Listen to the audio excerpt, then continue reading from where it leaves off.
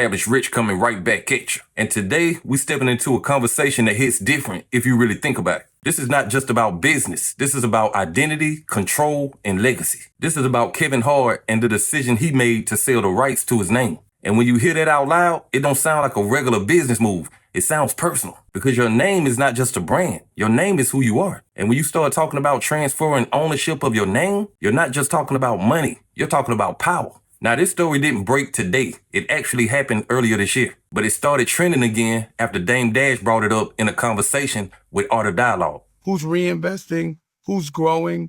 No pause. No one's doing any of that. They're just letting them, for some reason, people give them checks.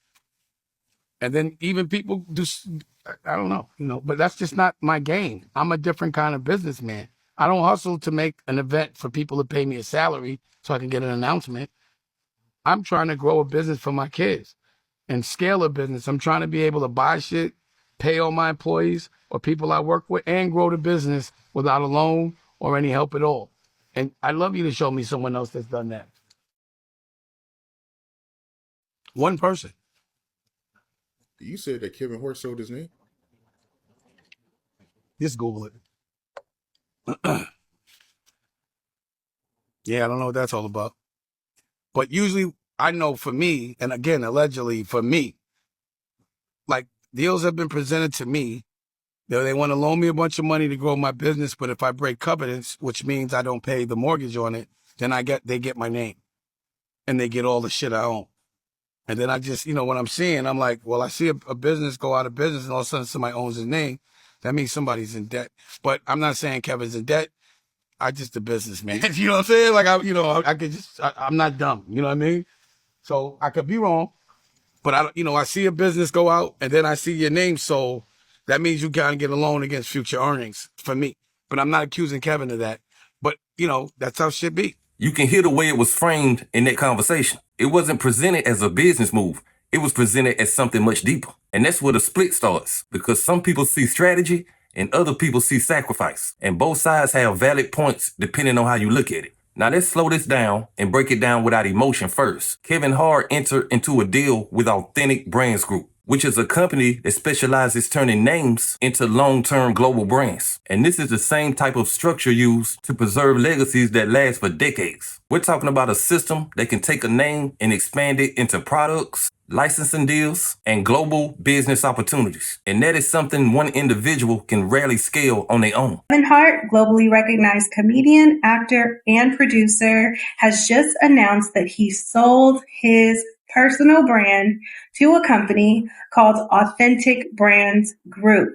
Through this agreement, Kevin Hart is transferring ownership of his entire brand, essentially, including his name and his likeness, to Authentic Brands Group, and will now co-own his own personal brand with the company.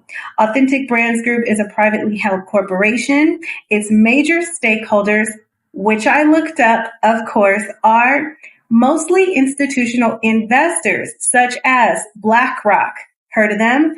CVC Capital Partners, Lion Capital, Oak Street Capital Management, Qatar Investment Authority, and others. Behind the institutional stakeholders is the founder, chairman, and CEO, Jamie Salter. Matt Maddox is the president. Kevin Wills is chief financial officer. Now you can see how the business side of this moves. This is not just about cashing out. This is about positioning a name to live beyond the person. But even when you understand that, there's still a question that doesn't go away. Why would a man who is already extremely successful need to do this? Kevin Hart is not struggling for money, and he's not someone who needed a lifeline. He built his name from nothing and turned it into a global brand without this type of structure. So when someone on his level makes a move like this, it forces you to look at what he gained and what he gave up. And what he gave up is a level of control. Because once your name becomes part of a corporate system, it is no longer fully yours. It becomes an asset that has to perform for a larger entity. And assets are used strategically, not emotionally. Now let's address why this feels different to a lot of people. When people hear that a black man sold the rights to his name to a large corporation, it touches a historical nerve. And whether people want to say it or not, that history affects how this decision was perceived. Some people see it as a power move. Other people see it as a loss of ownership. And that conflict is real. Now let's add another layer that people are ignoring. This company is backed by a major financial group. including BlackRock. Here are 5 things you didn't know about the company that secretly controls everything. First, you think billionaires run the world? Wrong. There's a company more powerful than them, and almost nobody knows about it. It's called BlackRock. Not a bank, not a government, but this single company controls more money than the GDP of most countries. Second, they own huge stakes in Apple, Amazon, Google, Microsoft, Tesla, and hundreds more, meaning when you buy anything, they profit. They also own parts of pharmaceutical companies, weapons manufacturers, real estate, and media.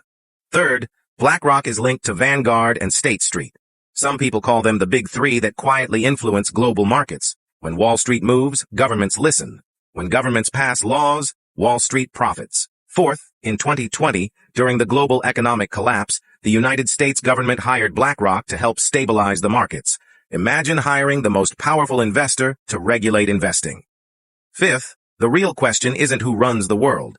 It's why most people don't even know the name BlackRock. And when you start talking about that level of money, you're talking about a global influence. We're talking about a company that operates on a scale most people can't even comprehend. And when your name is tied into that system, it is no longer operating on a personal level. According to the website, Authentic Brands Group acquires iconic brands, repositions them for long-term growth, and partners with top-tier operators to scale globally. Now the company owns Kevin Hart. Kevin will be co-managing his own brand along with Authentic. His expansive career, of course, includes blockbuster films, global tours, streaming platforms, consumer products, and more, supported by his audience of over 292 million social media followers worldwide. He also, of course, founded his own Heartbeat Productions. Kevin joins a roster of globally influential partners across sports, culture, and entertainment, including David Beckham and Shaquille O'Neal. Boy, this is about what you value more when you have that kind of decision in front of you. Do you value control or do you value scale? Do you value ownership or do you value expansion? Because at the highest level, you rarely get both without giving something up. Now let's talk about the selling your soul conversation without being disrespectful or ignorant. I'm not saying Kevin Hart sold his soul, but I understand why people connect this type of deal to that idea. Because when you connect your identity to a system that outlives you, it can feel like you gave something away that you can't get back. And that feeling doesn't come from logic.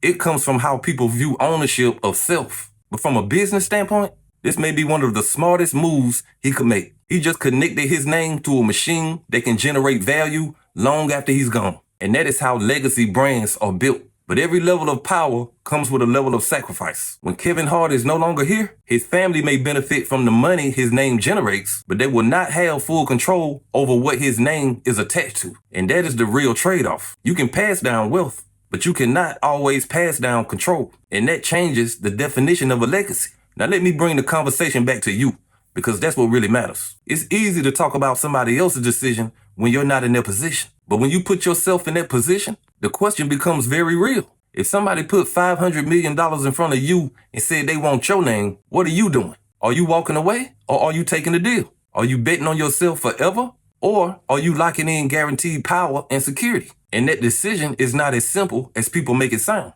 Because on one side, you have complete control. On the other side, you have access to power that you may never build alone. This is not just about Kevin Hart. This is about how you define success, how you define ownership, and how you define legacy. But hey, that's just my opinion. What's yours? Like, comment, subscribe. Established Rich. I'll be back with another one. Peace.